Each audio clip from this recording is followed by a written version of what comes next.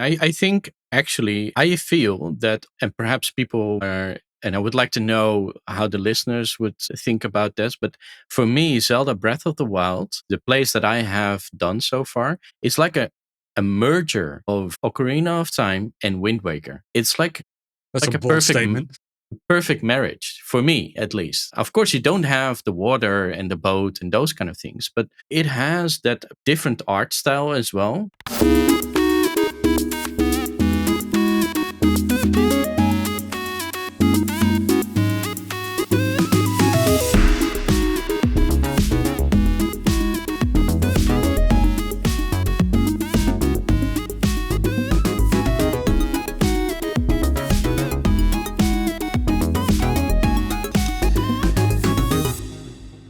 Gamers, welcome to the Pixel and Meeple podcast, episode 4 already. And I'm joined with Robin alongside with me. We're gonna talk about games, board games, card games, and video games. Oldies like ourselves. We're gonna dust them off, and we're gonna share some personal stories along with it. So stick around and let's go. Robin, how are you doing? I'm doing well. I'm doing fine. Playing too many games, but yeah, I'm doing fine. I had a lot of fun looking at the games that I have in store today. So, and I try to follow your suit from episode 1 in trying to make sure I team it a little bit. So I'm looking forward how you think of that. If you actually played for some of these, because some are one is actually should be in your lane, so that would be fun. Yeah, I'm happy that I am a source of inspiration for you, Robin. Didn't really say that, but it's whatever you get from it. Yeah, this is what I get out from it. And what I also realized, we're oldies, so we're old enough to be able to experience almost every game, let's say, that was launched around the 80s, which I think was the launch of all the great video games back then. But we're still young enough to experience also the young ones. So I think we're the lucky ones, the lucky generation. I mean, if you like games, yeah, 100%. I'm looking forward to my retirement, just gaming all the way till I die. Yeah, exactly. Basically, I will be gaming till I die, and you probably find me dead with a controller, and then you know that I died happy. That's nice, right? And it's also cool to see some of the things be revised or revisited or get a resurgence. I mean, card games like Magic the Gathering got a resurgence, but also now with the trading card games like Disney Lorcana and those kind of things, it kind of boosted it up again. I mean, it was a long time ago I mean, it was in the 90s that was around that time. for me, it's like a lot of these old games that are being revived or remastered or that. The editor talks about remastering God of War, for instance, which is just a lovely game. It's a cool if you game. haven't played that, I just played that silly because it's so brutal. That's why it's so fun. But it's one of the best franchises on PlayStation. But yeah, remastering that really good. Knights of the Old Republic, where we talked in, I think in the last episode before that. So yeah, this remastering a lot of these old games, which actually encores really well, and basically able to replay them again is really what I'm looking forward towards as well. You also have a little bit less because you have the Switch 2 and then you have Zelda, Tears of the Kingdom and Breath of the Wild. Yeah, it's a better that's not what I'm looking forward to. No, but the old me ones, neither. Me neither. but the old ones is for me is yeah, I love that. I would love to play God of War, a remastered version again. Also, they're doing other stuff like, for instance, bringing some of these old games towards. I think there are even talks of a new series of Mass Effect or something like that, which sounds cool. So I read that somewhere. If that's true, I'm not sure. Don't shoot me if that's not true. But to be honest, they should focus on Knights of the Old Republic first and then move on to the next. Yeah, but for some reason, I'm not sure who's in charge within Disney with the Star Wars IP. But they did a great job on Andor. I cannot really say anything about that. But if you have a game like Old Knights of the Old Republic and all the content that can give you with shit wars and basically people killing each other, and then you can kill off a lot of it.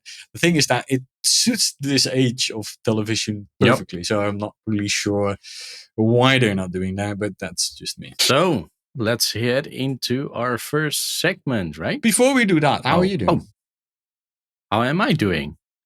I'm Yeah, you actually, ask me, but yeah. maybe it would be nice to ask you how you were doing. I'm doing well as well. And what I really like, while doing this podcast, I mean, there's of course quite some time in editing and those kind of things. People that don't know, there's a huge time that will go into editing these type of videos.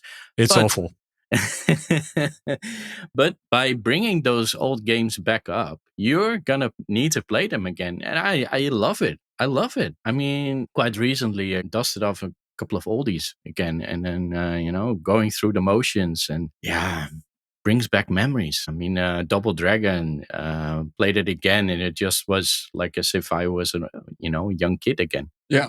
I'm actually also looking to research or currently researching stuff like that. Is just basically do let's play of old games I haven't really played yet because there is a lot of the thing is you have so much time within your life and so Yeah. much games you can actually play. And there are still a lot of games I haven't played. So I was just looking at Hollow Knight, for instance. I never played that, but it's a really good game. I never got a chance to play it. Just based on time. So that's also just gives me a little bit more motivation as well to pick those up and do those kind of things. Yeah, and if there are specific games that the listeners would like to have us talk about, let us know in the comments. Then we're gonna highlight those if we deem them also a classic and of course worth visiting. But I'm assuming we do. So So you let can us. put something in, but we're just gonna screen it till we say this Yeah. is. We So, make promises, but they might be empty. I'm just y- just giving you expectation management. well, at least we're truthful, right? So let's head into our first segment.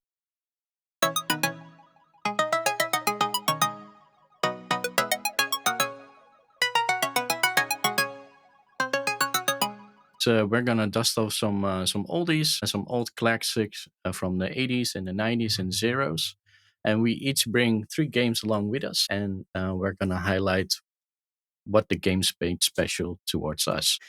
So I'm gonna start off with a PC game. It's a Western themed PC game. It was, I think, the first Western themed first person shooter that was out there. There were a few games afterwards that, and Red Dead Redemption is not really a first person shooter, but um, came along from it. But Call of Juarez did sprouted out of it as well. And I'm talking about Outlaws. So a game published in 1997, and you're playing a retired U.S. Marshal. You go to a grocery store, you come back, find your wife murdered, quite brutal, to be honest, and your daughter being kidnapped.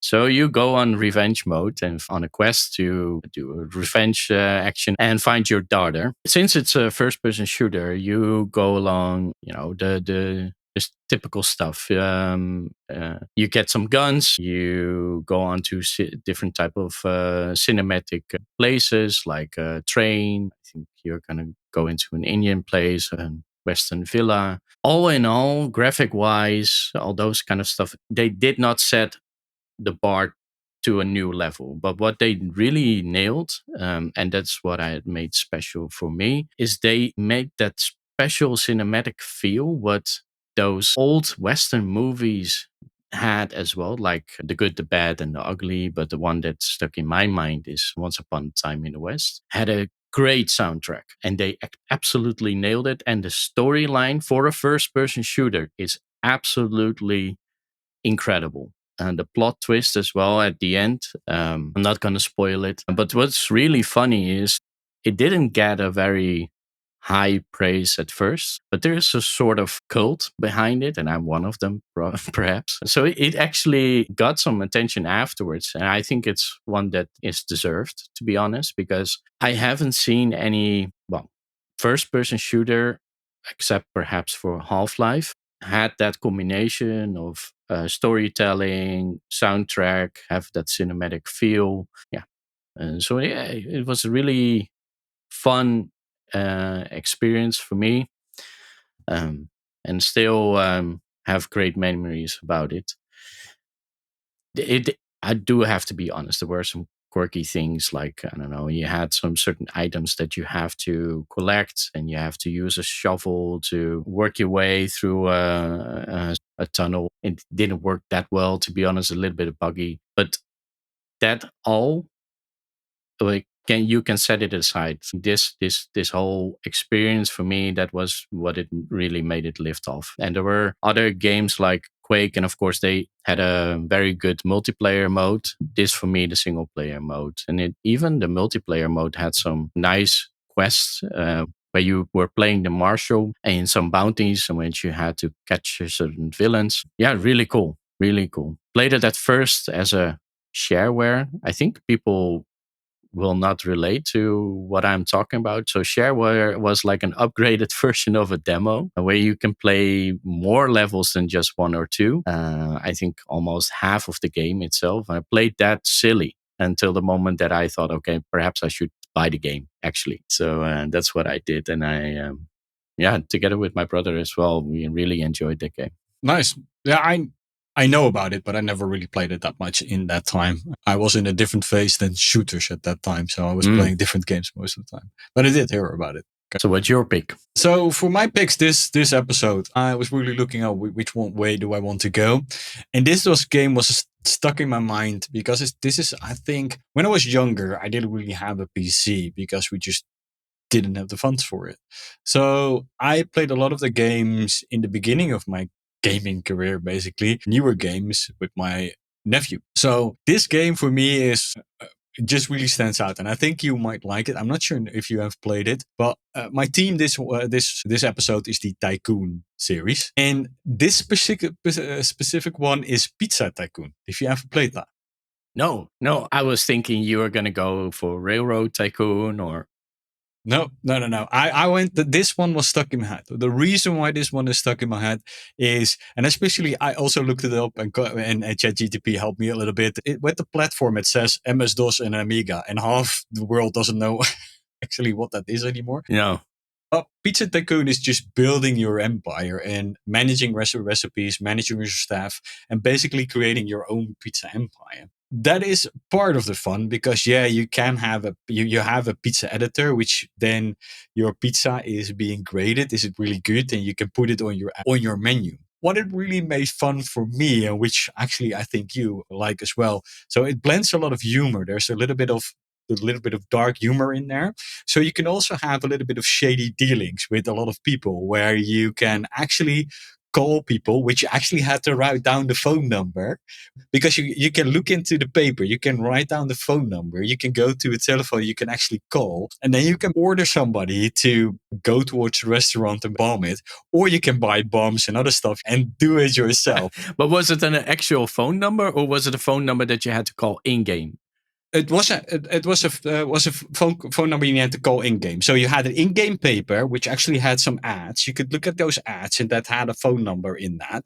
Then you can call that phone number. You can get somebody shady on there. And you can buy just bombs and munitions and whatever explosives to ruin somebody else's pizza place. The idea was that you build your pizza empire out and you're building multiple restaurants.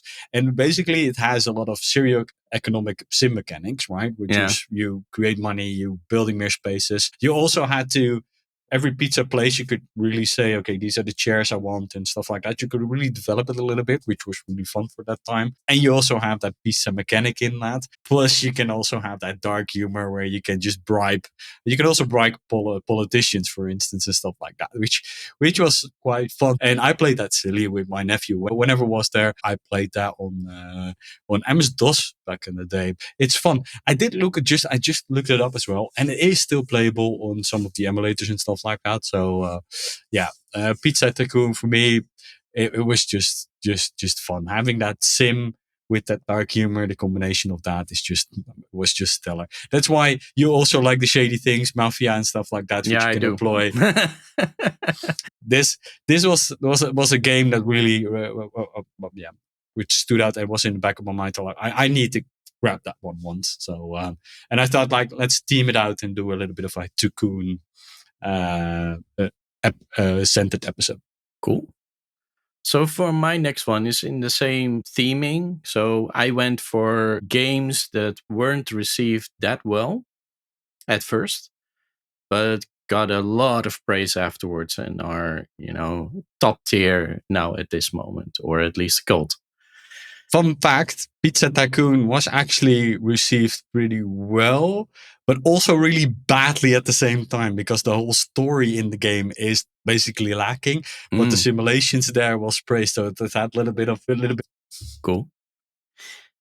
So, because we're Zelda fans, of course, I need to bring along also a Zelda game. And Which one? this one was on the GameCube, and now everyone already knows the game Wind Waker. Wind Waker. And I think the reason why it didn't receive that well, it did receive really well with the critics, every person that reviewed the game itself. But the players were like half divided among each other, like if they were to like it, yes or no. And the reason for it, I am assuming, is because they went for a completely different art style. It was cel shaded or cartoony like. And the other thing is, it came on the GameCube that wasn't that received. I mean, compared to the N64, wasn't that received well because it had a kiddie kind of yeah, I don't know. Question. Yeah. Question. Would it be received better if you would release it now? Definitely. They re-released it on the Wii HD version, so they put brighten the things up a little bit, more coloring and those kind of things. And they did it for a reason, because there was a fan base behind it. And what I think we don't understand that well is people were growing up. There were kids that are growing up with Wind Waker back then, and that's their first Zelda game. For us, for at least me, for me, the NES version is the first Zelda game, right? But for other people, that was their first Zelda experience. And Ocarina of Time for me, so yeah, so I had a better way. but still, compared to Ocarina of Time, and I played quite a lot of Zelda games, this is still top tier for me. So let me explain a little bit what makes this game different compared to, for example, other Zelda games. I'm not gonna tell the whole mechanics, of course, behind the Zelda game, but it really made it different was the style. But you also had everything was underwater, and so you had islands that you have to travel to, and you had this dragon boat that was also able to speak in some sort of quirky way. And you had to sail to the certain islands, to certain temples, and figure out the puzzles. And it wasn't that linear. It was like an open map that you have to go from one place to another, which was really good. And also compared to Ocarina of Time, it felt a little bit more open. It was also, I think, its downside, because there was so much traveling that you had to do with the boat itself. I think that's a downside to it. And especially since you have to change the wind direction in order to travel. And that's why it's called Wind Waker. And that was a little bit tedious, to be honest. But at a certain moment in time, you get ways to travel faster. And I think, especially in the HD version, they added ways to do it even faster than you would do in the original one. But I still very much enjoyed the puzzles. They were really difficult. It was contrasting in a way, because it was easygoing. It looked cartoony and, as if you were a small kid pirate on an island and were just going to have fun. But in the meantime, you were bashing around the monsters, and the last castle as well, and with Ganondorf, which you could already see, by the way, you could also travel towards, which was really dark and very difficult as well. And also the temples itself were really difficult. And there was like a strange contrast in the game, which makes it very much interesting. And for me, this one tops Twilight Princess, because they put way too much in that game and tried to be way too serious for my taste for what the game should be. And I think it was a reaction to the initial response that Nintendo was going for the young adults way too much. It was for the kiddie mode. But I would challenge the people that were giving that critic if they were actually playing the game and actually finished the one. And I am assuming or expecting that they did not. Because for me, this is S tier Zelda. That's high praise. That is high praise. I wouldn't even give some of the things S tier. So okay, that's high praise. I never played Windwaker. I didn't own a GameCube, so I never got around to playing it. I did play a little bit of Twilight Princess, which didn't grab me like other Zelda games did. So it's hard for me to say, is this S tier? Yes or no. I believe you, but I have to play. The thing is, for me, especially if you're looking at the style they look for it for the GameCube, I think it's, my opinion is that it's way too early. So if you do it now, if you're looking at the Zelda game, you also have on the Switch, right? The Echo with Zelda itself, right? It's a little bit in that theme, right? And that was quite well received, and it had a whole different way of play, but they are not relatable in a sense. But the look is a little No, bit. the look is similar. Is similar from a traditional Zelda game where you have Link and you're fighting and stuff like that. So I think it would be better received now than it did back in the day. And I think that coming off of Ocarina of Time and Majora's Mask, and then coming with the Zelda type game like that, I think that through a lot of both of Zelda, they had two awesome games.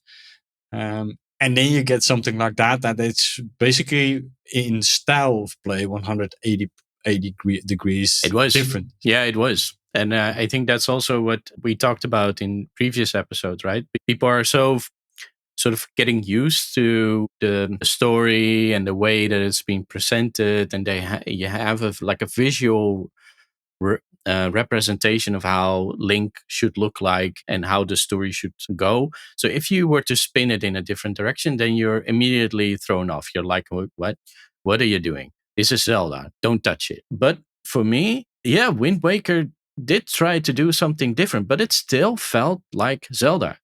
Of course, it did not felt so at the, let's say, in the beginning. You're like, what is this, like a Disney cartoon or something like that? But if you're progressing through the story, and that's with most Zelda games, by the way, then you get the Master Sword and those kind of things. Then it adds up, and then you're feeling like, oh, okay, this is really like a typical Zelda game. The only thing in difference is that I'm on a boat instead of on a horsey. Okay, who cares? Well, the thing what I tried to view it a little bit different as well, because Nintendo took a risk, and it might not paid off really well at that point, and I'm not sure what the sales numbers are for that game, so I don't know if it was financially popular, but they took a risk, and whatever came out of that, it actually gave them more knowledge about creating better Zelda games in the future, right? So I think that sometimes these companies also have to take a risk, try to see if they can deviate a little bit. Exactly. I would like to know how the listeners would think about this. But for me, Zelda Breath of the Wild, the plays that I have done so far, it's like a merger of Ocarina of Time and Wind Waker. It's like That's a bold perfect statement. Perfect marriage, for me at least. Of course, you don't have the water and the boat and those kind of things, but it has that different art style as well. They don't want to be like a full realistic, perfect graphics kind of like a Zelda game. No, they threw in some sub shell shading as well. It looked different, and it has some easygoing feeling to it, at least for what I experienced so far. Perhaps that's going to change very much later on. You need to play a little bit more, mate. But Wind Waker also changed along the way. Okay. Yeah. That's me. I do agree. Good point. Hot take. So what about you? So the next game is another one in the Tycoon series, and it's one of my favorite Tycoon series. And I think that a lot of people would agree with me. And if they don't, well, they don't. They don't. It's not my issue. So could you guess? You should be able to guess it. It's a Tycoon game. Well, I know that you have a couple of Tycoon games that you really, really like, and I think Theme Hospital with a revised. Is that also? Yeah, it's a Tycoon game, right? In a way. Yeah, correct. Yeah, it's not Team Hospital. It's not Team Hospital. Okay. Now, one of my favorite all-time Tycoon game is Transport Tycoon Deluxe. I should have known. So it came out in 1995 by Chris Sawyer. I played it on the Windows, a Pentium 75, as people remember, where I had 12 MB RAM or something like that, something crazy. If I make a picture, that's almost as much as your memory.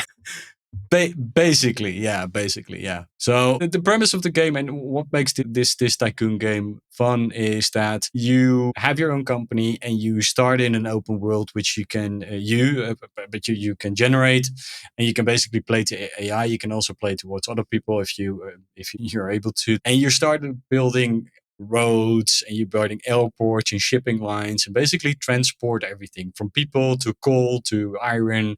And basically you have all like an incoming good and an outgoing good line.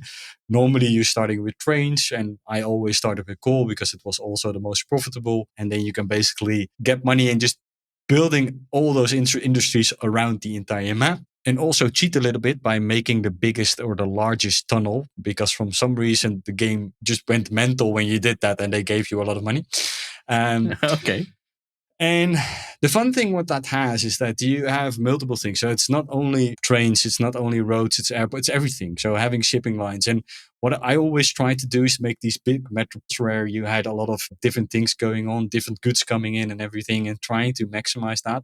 And you basically create an really big field with Concorde and Boeings and whatever going through the entire map. And a fun fact, when you have the 99.5 version, you didn't really have a fast forward option. You do have in another version we're going to talk about in a minute, but you didn't. So what we did is we were playing around and we just left it on the whole entire night. And then we came back and then we had like a few years Nice. So forward. the game went on basically. Yeah, because we left the computer on, so it just went through. So it just continued on. When you reach certain times, you're getting new equipment, new type of trains, which you need to that are faster, that are more efficient, that break down less. So there's a lot of fun in there. Yeah, I really loved building that. It's not really a typical hard game, but it's just fun in creating that entire world and just having that. Why I also find it really fun is, and why it's so well received also back down, is if you're going to Steam now and you have the free version, that's the Open TDD, so Open Transport Deluxe, Mhm. basically the open source version. And there is a lot of love by a lot of creators there that basically recreated that game. It's on Steam, it's downloadable, it works perfectly. You can fast forward through, you can make humongous maps where even my computer says that's a little bit too much, where you can really create it. And you can also make, if you, it's a little bit iffy, but you can make a game which you play two in one company or against Yeah. each other, which is quite fun. So I actually sometimes now still boot it up and just have a game. For me, it just brings so much memories going into the night and making that. But one of the things is you can fund and down to try to create it, make it bigger. And you're trying to create these big metropoles and stuff like that, which was always fun to do. And I was playing with my friend, and it's like I was playing, and then we just switched after 30 minutes, and then we switched constantly. We're playing each other. It's like, oh, do that next, right, mine. And going until 5 o'clock and trying to do Transport Tycoon because yeah, it was And so fun. what type of transport could you make? Trains, ships, buses, lorries, plane, basically almost All all. types of, yeah. Yeah, it's at some point in the game you also got oil rigs, right? So you had oil rigs where you can basically go helicopter and you can pick up people and Yeah. go back again, and that basically made your money. It wasn't really that difficult. Or you could create an oil tanker going back and forth, right? You're just trying to get as much money as possible. At some point, money wasn't really getting, you just were creating more, right? You were creating your own universe because money was rolling in from all sides. And you just had to try to manage your planes that were too old, which was always a bummer. That's why I love OpenTTD, because they have an easy way. You can basically says replace all, and then everything is going back in. They replace all the old planes, and they don't crash that often because actually sometimes they died in a fiery fireball crash within an airfield. Kind of bummed people out when you Mm. let people die for some reason. So yeah, that was not so good. So that's why I'm trying to replace them as fast as possible, because it got a little bit cumbersome because you were creating this, like you had like 50 or 100 planes going and you had like 200 buses and stuff like that, and you had to all manually replace them. And I could never figure out to do that in an easy way, so that was really Now they annoying. have sort of like a cheat mode. They don't have a cheat mode. They made a system within the game so that you can actually say, okay, if it's too old, you can replace it with the newer version. This is Which 100% fan based, mate? Like a community thing? I think it's, yeah, I'm not 100% sure, but I think it's a community thing to core core game, and they made it available for Steam, and it runs like a gem, right? Like, and they still put updates on it, Yeah, right? but we should put the link in the show notes. I mean, So OpenTTD, the last update was 13th of April. nice. Love it when fans kick this type of games back to life and even kick it up a notch. Nice. Yeah, and they actually improved some features in there, and they basically made the game better. And it is really one that these games as well. You go in, and then suddenly you lose a few hours. Yeah. At first, you're like, "What time is it?" And then half an hour has passed, and you're like, "Okay, I can continue." Then the second time you're watching, you're looking at your watch, and like, "Oh, okay, there I was need 3 hours lost." I need to get up in 2 hours. Yeah. Shit. Yeah, Transport Tycoon Deluxe. It's one of my favorites. I'm really happy the community, and I'm not sure who the community is behind this, but I want to thank them with all my heart, because having this game for some people is like, wow, that's an old game. For me, that was my childhood, right? So, Yeah. and it got me also in other sims, and I think that is also the basis for a lot of other sim games that try to do similar things. Yeah, sometimes you need a game for in order to unlock certain other games in the same genre because you need to do the first experience, so to say. Nice. So my game, and I brought this one up because it has a personal story to it and also a very fond memory. A big mistake on my end. It's our fourth episode. We don't have that big audience yet, so I'm okay with sharing it now. If we hit 1 million subscribers, then I wouldn't be reluctant to share this mistake. But What did you do? I will share it in a minute or so. I'm talking about a Mario game.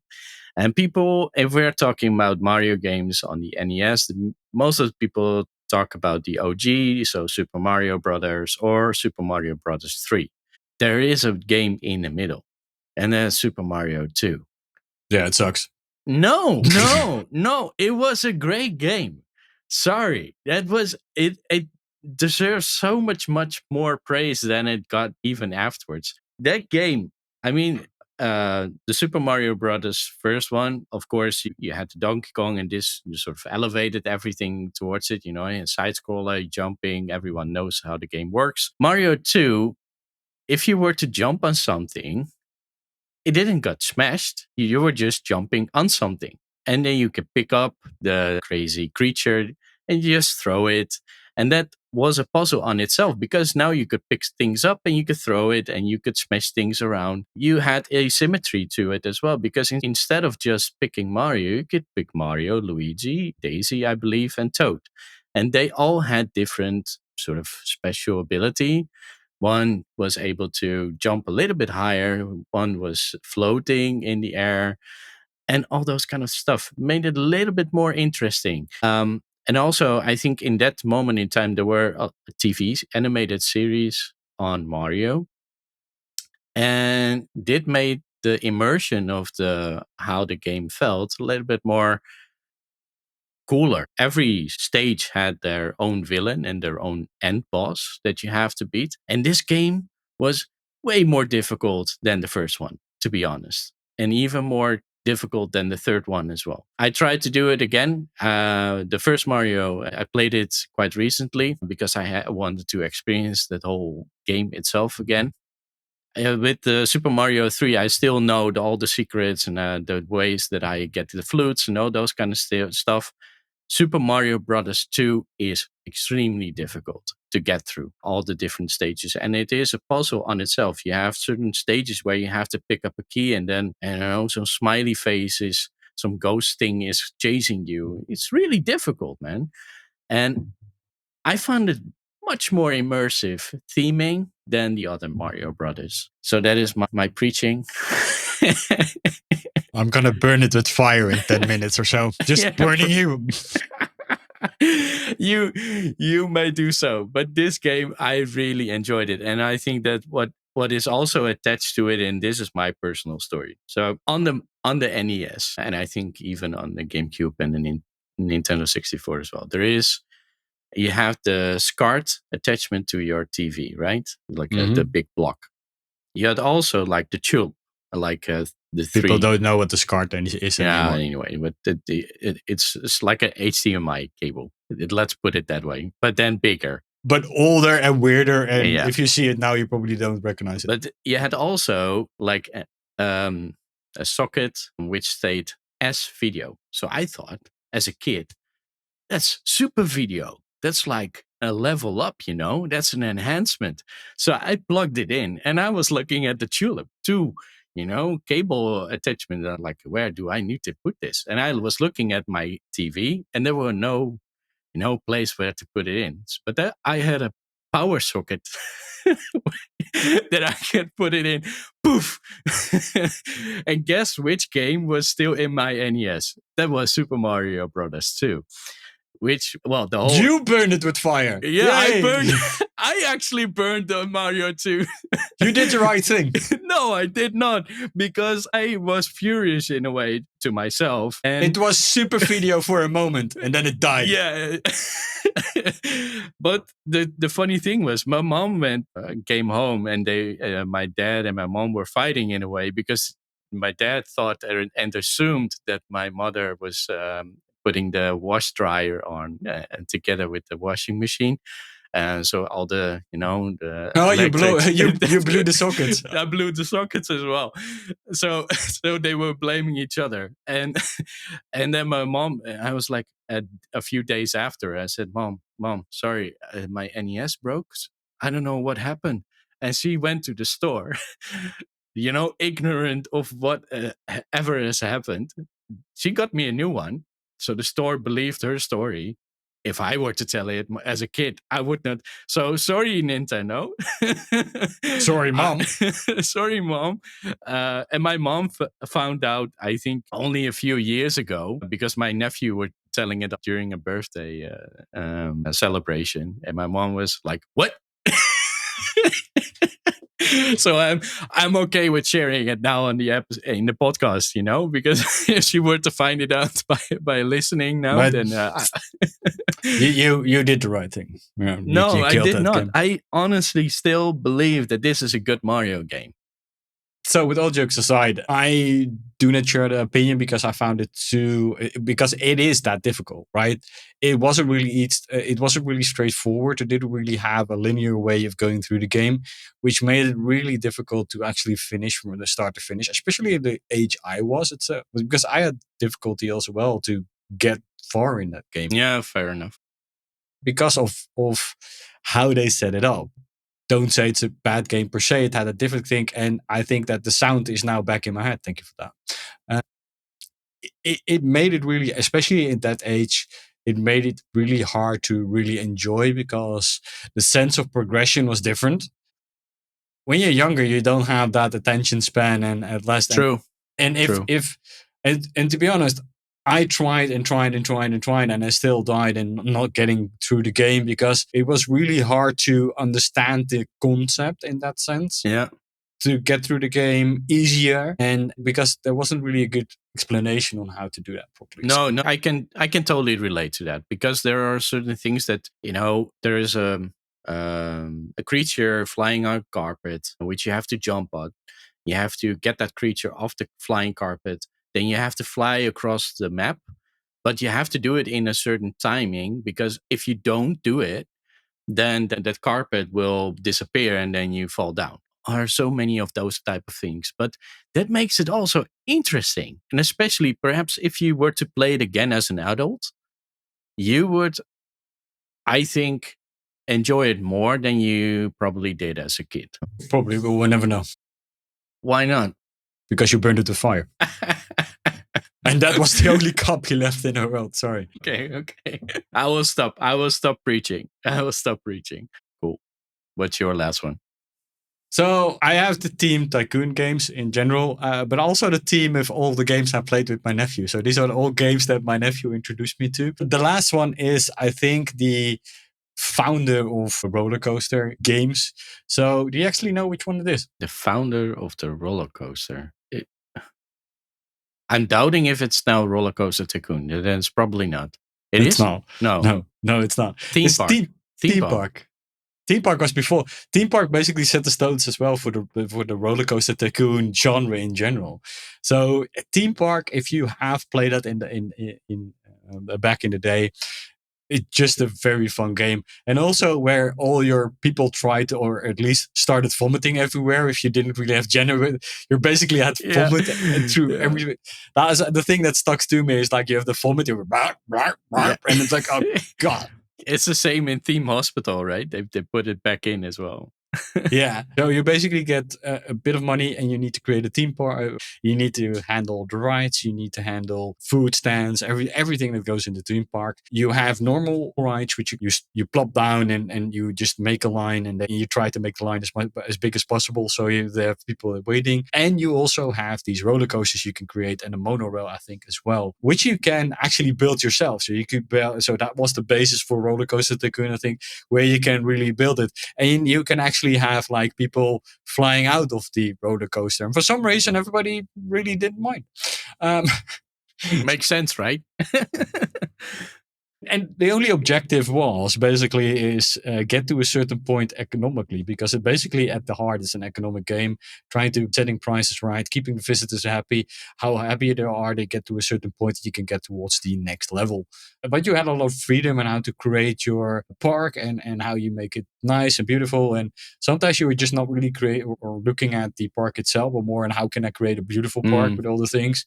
And just basically when everybody was at the year like, oh, we need more janitors. You just click them and you have like 50 of them just trying to clean the whole park. So yeah, theme park was my first sim on that genre, right? We're creating a nice park, having fun, simulation. And that's what I love about Tycoon and sim games in general is you can just get so immersed into them and Yeah. you're just trying to create something nice for yourself until you look online and you're looking like city skylines and you have people like building enormous cities that actually work for some reason. And then you basically throw the game away. It's like, I can never do that. But beside the point, you try to create something nice and you're just getting immersed in that, right? And I think that they really did that well. And Theme Park was really one of the first ones that did that. And also basically having so many rides you can do. And there's also a little bit of humor in there, right? I mean, you mentioned Team Hospital. That's one of my old favorites as well, where humor gets interconnected in that as well. And it just adds that little bit. It's not overly done, right? It just adds a little bit to it. Yeah, there are just those small little moments where because you're fully immersed in building your own theme park. Roller Coaster Tycoon, I think, shares the same love for that type of genre. And then those small stuff happens, it would just generate a smile on your face, guaranteed. So for me, Theme Park, I like the founder of the Roller Coaster Tycoon genres and stuff like that. After that, you had Roller Coaster Tycoon and World and what all that spanned of it, which are great games. Okay, save, game over, or retry. Let me start. So you did Theme Park, Transport Tycoon, and the other one was Pizza Tycoon. I would like to see a redo of Pizza Tycoon. I would love that.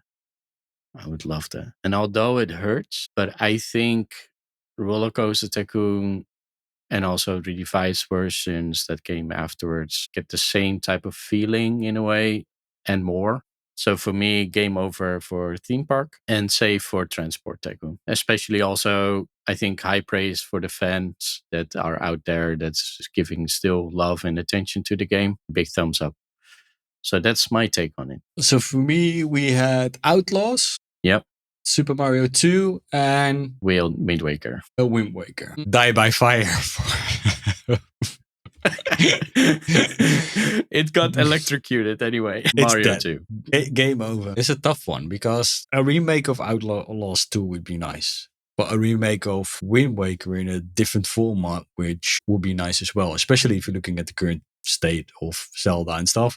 They did the Echo, the Echo side of things. I love Zelda, so remake that, remake Zelda, and for the other one, Outlaws, stay the same. Safe.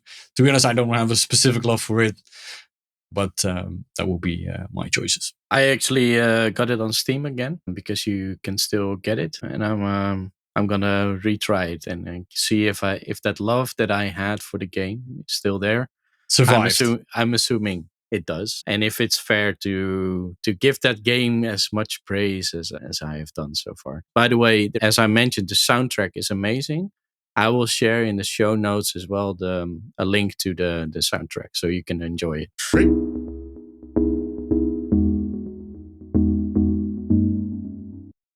Cool. Moving on to another segment. Newfound classics. So, which games did we encounter quite recently? Newfound classics or potential hidden gems that we would like to share together with you. So, I started off. You may take it. Hmm? You may take it. Take the lead. May I take a lead in this one? Yeah. Okay, so this is a game I stumbled upon. It's not that old, but I find it a classic already. I'm not too fond on the second version of it, by the way, but the first version, I think they did a really good job. And I'm talking about Darkest Dungeon. So, a turn-based RPG roguelike game where you go towards dungeons and you have heroes, you send them in the dungeons. And the thing what I liked about that is they give a little bit of a twist towards it, which actually makes sense, right? So you put people in a dungeon and they go towards a dungeon and they accumulate stress, right? They can actually die, so there's permadeath in there as well. So if you don't manage that in the proper way, they get overstressed and they get negative side effects. And for instance, somebody gets like a thief and they just grabs your treasure and you just don't see it or something like that, or stabs one of your teammates for some reason. And there are ways to get off these negative quirks, but it's really fun how they put that in the lifestyle or in the style as well. Right? Really managing your health, managing stress, really have to look at which classes am I going to put together. So you really also have to strategically think about, okay, what are dungeons are I going to take next? Who is I going to take with me? How can I manage my stress and how can I manage my health as well? But you could have quite a roster, right? Where you have all the different kind of classes. You got the tanks, you got the other. They all have different skills to manage and heal and also do damage. How you look at it is you have front row, right? You have front row, the second row, and third row, and fourth row, right? You have 4 characters in total, and the same for the enemies you can encounter. And based on where they stand and where you can hit, some attacks hit the front row only, but you can also hit the back. So you have all these different things you need to look at it. So it's quite strategic as well. So, and that really makes it fun. It's roguelike. It's really easy to understand, but hard to master. Cool. Which I love. And you also have a lot of items you get through the game. You really need to make tough decisions, right? And you also have some favorite classes, but you cannot always use them in the right way. And it's really knowing where you're going and what is bad for you and how you can counteract that to have the right hero classes towards going in there and go towards the end game. So it's really a little bit of Lovecrafty is in there, and you have really in those dungeons that really feel doomed. You also have a torch effect. So what you have is you have a torch which as you progress, the torch gets more dimmed, and the more dimmed it gets, the more drawbacks it has, right? So you need to keep the torch up to make your run through the dungeon easier because you're not getting surprised or you're not getting negative side effects of that. So there are all these things you need to go through. You encounter things in the dungeons where you need to have specific items to have beneficials towards them. For a simple one, for a casket you need a key or you need holy water for something, and that actually helps you get the nice items. But you cannot take everything. You have just a finite amount of space. So you really also, and you also need to have rations with you. And you really need to prep because you have a simple dungeon, which you can do in one run. But you also have large dungeons where you need to rest multiple times to get towards the end of the dungeon. So you really need to look at also strategically on how to deal with that. And it's just a fun game, right? For me, it's already a classic. I something goes back towards playing it. It's quite fun to play. You have a lot of different ways of playing it. There's also some expansions out for it. Darkest Dungeon 2 came out as well. They did change a lot of things. I didn't play that yet. I did hear that it plays a little bit different than the first one. But for me, the Darkest Dungeon, right? It's the OG, so it's the first thing how they did it. It's roguelike. It's really put well together by the developers, and I think they did an awesome job trying to create something that really made sense, right? Really made sense with like going into a dungeon, you get stress off it, right? You're fighting monsters. Yeah, it makes. I mean, you don't go into a dungeon and just have a cup of tea and the finest moment of your life. No, you're stressed out. And you can literally die. You can literally lose a character of an heart attack, right? You can have him too much stress. I think that 200 is the max. You can actually have a heart attack and lose one of your characters, Nice. which puts you on the back foot, right? So that's something you never want to have. And do you feel attached a bit, like same as your crew members with XCOM in a way? A little bit less because they're easier replaceable. But at some point, you have people that you have played through a lot, right? That are a high level, which you really want to keep for those higher levels. So you do have some attachment to the ones that really survived. And there's also a little bit of RNG, and also depends on how you play, on what kind of quirks that they got. If they got some negative quirks, you maybe want to get rid of them. So you're really cycling through a lot of heroes, and basically use them at dead meat sometimes. Kick them to the curb if they are annoying.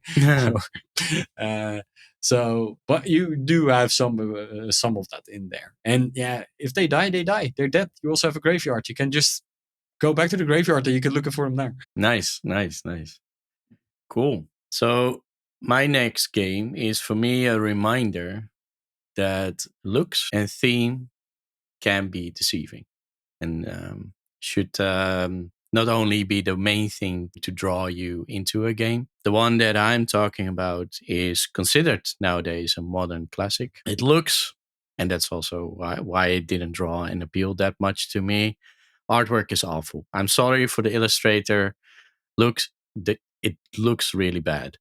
I'm talking about Concordia. It's a board game, and it's in a Roman themed game. It's yeah, I think yeah, how should I get it? Like a resource management game where you have to build out colonies and get your manufacturing factories sort of going to build out your resources, which you can trade and sell. And the pure thing that you can do is it's a card based game. So you have a few cards, I don't know, 6 or 7 or so. Every card has their own specific role and action that you can play. Those cards that you play it out of your hand, of course, but you get them back. And this is the same cycle over and over again. So you don't have a deck of cards, you just have the few 7 cards that are in your hand, which you can get back. The more cards you play, the less penalties you get, or the more rewards you actually get if you get the cards back. And you can buy new cards along the way.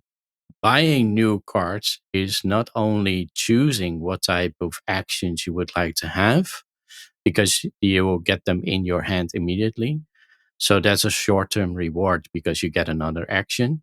But it is also important because that card is aligned to a specific god, and that god will tell you how many points you will get rewarded for a certain strategy.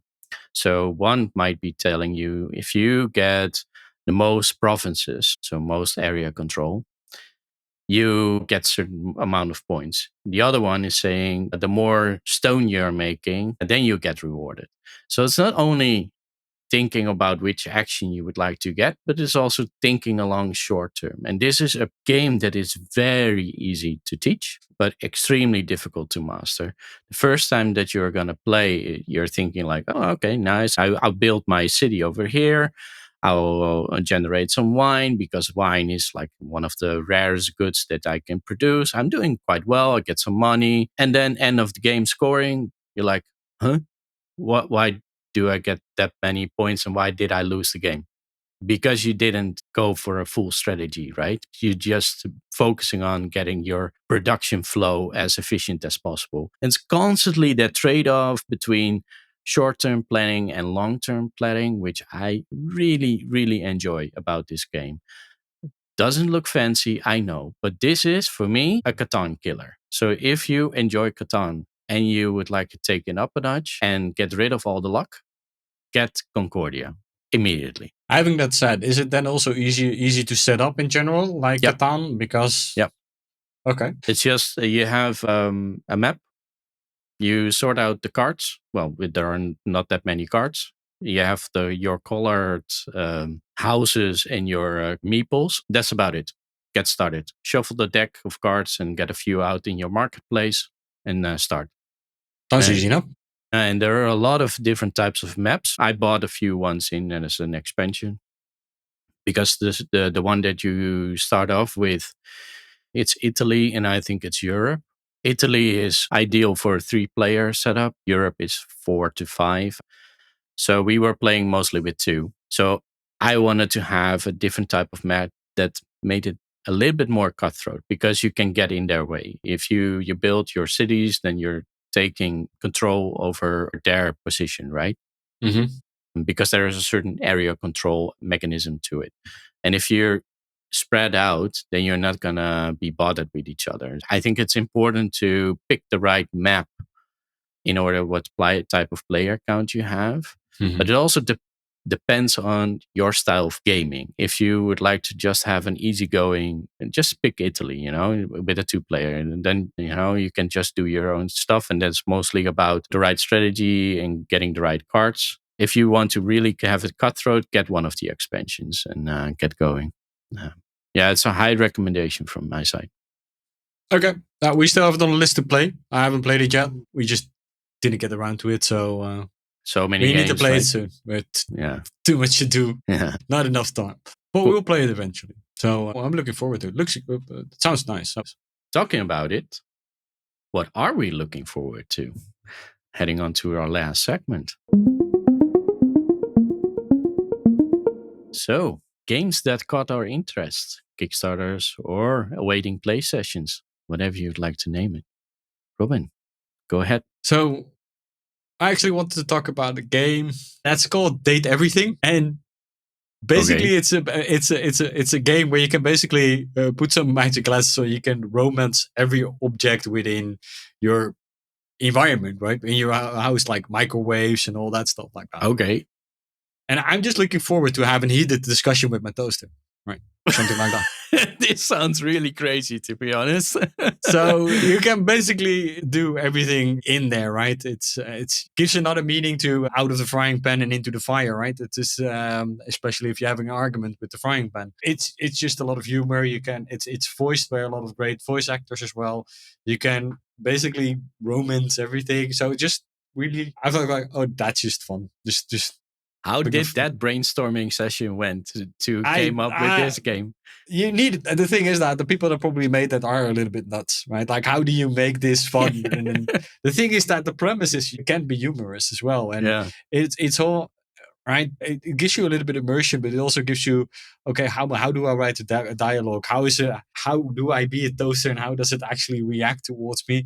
Which I really want to find out. Is like okay, what did they do? How they did the dialogue? And there are a lot of fun things you can do with it, right? A lot of sayings you can going around with it. It just appealed to me, and just having that being totally crazy and nuts, which I found really funny as well. So yeah, the game Date Everything. I would like to know what you think about this game, because it sounds really crazy, but crazy in a good way, right?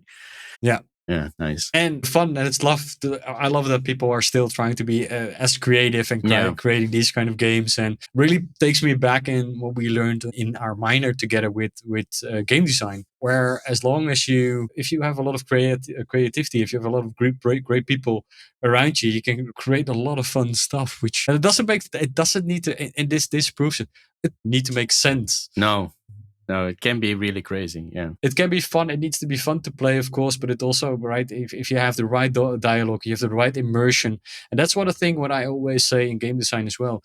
If you have the right immersion, and that is not only that is story, that is music, that is dialogue. If that really pulls you into the game, you really nail that. Then gameplay, even if it's a little bit iffy, you can go through it, right?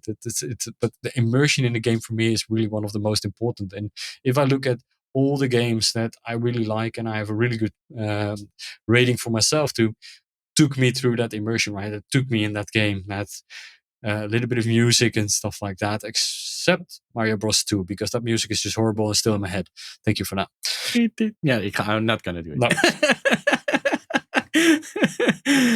Otherwise, I'll make a few calls and then you die in fire. Yeah. Plant a bomb. Nice. So what I'm looking forward to, and it's been quite a while ago before a new board game came out that I was really looking forward to, and this is a jest of Robin Hood, and this is a GMT games game, which typically makes very dry war games and coin games, so counterinsurgent games. Typically not the games or type of games that I'm really looking forward to, but Root is one of my favorite games, and it is coin based or coin inspired, because otherwise people are gonna be very mad at me. The asymmetry, the type of fighting, and that Roots entails with it, that is something that I really, really like. And this is a 2-player game where one is playing the sheriff, the other player is Robin Hood, and it is extremely thematic. So Robin Hood can rob, get the money and donate it to the people, start a rally and rebel. And the sheriff is trying to gain control or keep control as much as possible, but he needs money. In order to get money, you have to also tax people, which Robin Hood then can rob, and it's just like So a vicious circle, circle. a vicious circle. I think, I mean, this game feels very thematic, has all the types of ingredients to it, like asymmetry, strategic, cutthroat as well. So I really want to see, but I'll just click buy. At the moment that this podcast is live, they are probably this game is already at my door and in my collection. But otherwise, I definitely try this one online on Board Game Arena or something like that. Sounds nice. When is it coming out? Is it already out? Or It is already out. Yeah, And what is the name? Is that A Robin Hood? Jest of Robin Hood. Oh, a Jest of Robin Hood. Okay. Yeah. Okay. Nice. Sounds fun. So that was it. Thanks for tuning in. Don't forget to like, subscribe, or leave a star rating. And more importantly, create some gaming memories. Bye bye. Bye.